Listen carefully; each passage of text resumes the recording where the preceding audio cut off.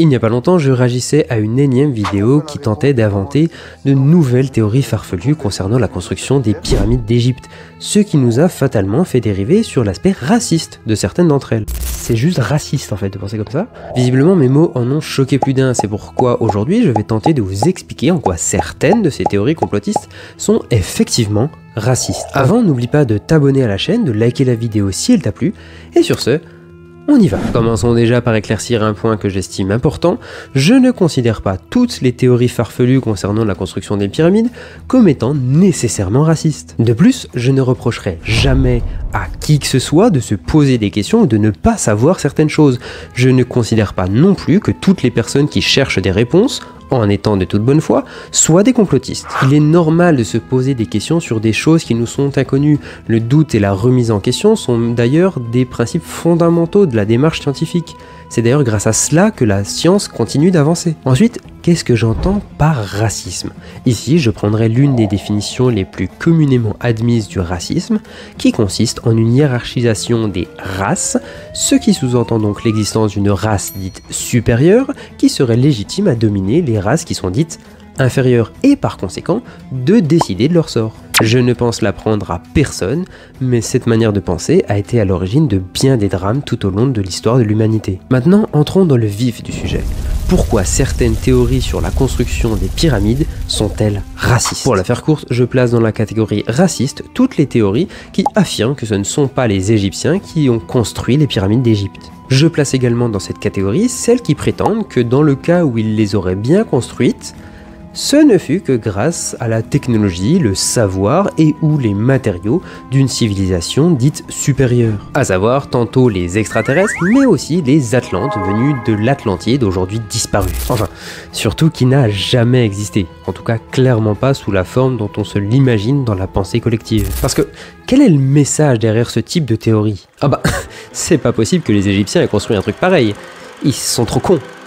Moi je te le dis. C'est forcément une race supérieure qui les a aidés. Et si tu veux mon avis, cette race supérieure, elle devait être bien blanche quand même. D'ailleurs, vous remarquerez que la plupart des théories similaires ne concernent généralement que les prouesses non européennes, comme si réaliser de grandes choses était normal pour les Européens, mais complètement extraordinaire, complètement impossible pour les autres civilisations. Et là, vous vous dites, mais qu'est-ce qu'il a fumé celui-là? Il est encore matrixé par les ouin-ouin de woke d'extrême gauche qui se victimisent tout le temps. Alors non, sachez que je ne m'intéresse qu'aux faits et forcé de constater qu'au fil de l'histoire, ces théories et mythes des Atlantes à l'origine des pyramides d'Égypte ont servi à justifier la domination de certains peuples sur d'autres. On peut par exemple citer Olof Rudbeck qui, au XVIIe siècle, en affirmant que l'Atlantide serait située en Scandinavie, tente d'affirmer le prestige de la couronne de Suède. En 1882, c'est cette fois l'américain Ignatius Donnelly qui, dans son livre Atlantide, le monde antédiluvien, explique que les Atlantes sont en réalité la première civilisation humaine et accessoirement de lointains ancêtres des Ariens qui ont apporté le savoir au monde. Les Ariens seraient donc la civilisation supérieure, la civilisation la plus brillante. Ce type d'idée va progresser en Europe et gagner en popularité dans de nombreux pays afin de justifier leur désir de domination, la colonisation et le pillage de certains pays, notamment beaucoup de pays d'Afrique, dont l'Égypte. L'anglais William Scott Elliott le précise d'ailleurs explicitement dans l'une des revues Spirit de 1909. La civilisation des Atlantes était même supérieure à celle des Égyptiens. Ce furent leurs descendants qui, émigrés de l'Atlantide submergée, abordèrent sur la terre des futurs pharaons où ils construisirent la première pyramide. Ce sont nos ancêtres qui habitaient ces terres et qui ont construit votre monde. Il est donc dans l'ordre naturel des choses que l'on récupère ce qui nous est dû. Tiens, ça me rappelle quelque chose ça.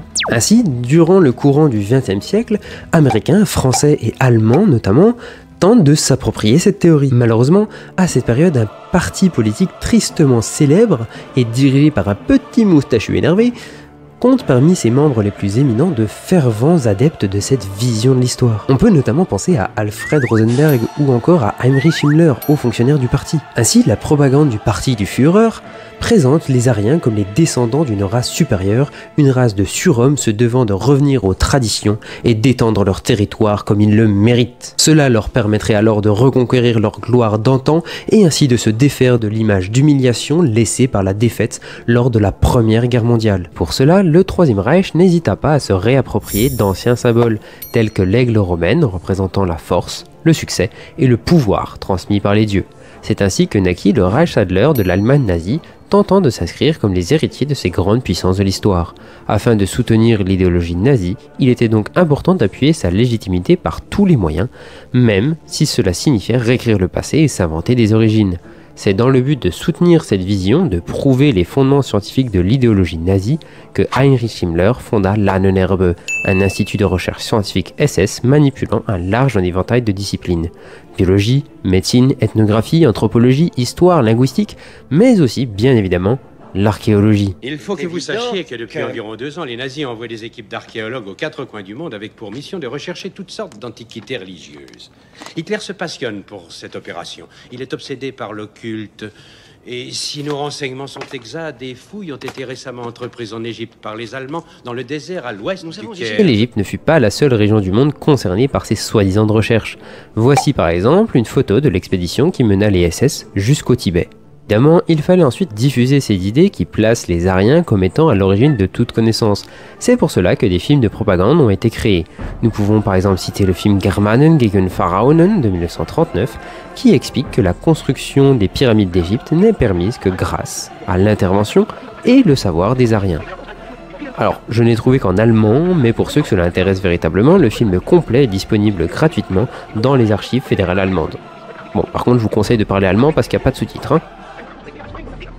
Autrement dit, si on récapitule, les théories expliquant que les Égyptiens ne sont pas à l'origine des pyramides d'Égypte reposent sur les points suivants. Numéro 1, les Égyptiens sont d'une race trop inférieure pour avoir réalisé un tel exploit, ce qui les prive fatalement de leur mérite. 2, les pyramides auraient été construites par une race supérieure. 3, cette race supérieure est d'une manière ou d'une autre liée aux Européens blancs, voire des peuples aryens. 4, cela justifie donc que les Européens, notamment les membres du Troisième Reich, colonisent, pillent et exterminent les membres d'autres civilisations. Bref, loin de moi l'idée de faire un déshonneur par association, mais soutenir de telles théories, c'est, même sans le savoir, perpétuer une idéologie à l'origine des heures les plus sombres de notre histoire. Ainsi, même sans être soi-même raciste, continuer de propager de telles idées, c'est propager des idées racistes, qui, même si l'on nommait l'implication des Aryens, implique que les Égyptiens n'étaient pas capables de réaliser de telles prouesses seuls. D'autant plus qu'à l'heure actuelle, ce genre d'idéologie est d'ailleurs toujours soutenu dans sa version la plus extrême par différents groupuscules et diverses sectes présentes dans les différents pays du monde. Et malheureusement, la France n'est pas épargnée par le phénomène. Et d'autant plus que ce genre de message prolifère de manière importante non seulement sur les réseaux sociaux, mais également sur des chaînes télé comme RMC Découverte. Bon, je vous l'accorde, parfois l'objectif est davantage financier ou pour la gloire que pour promouvoir consciemment une idéologie raciste.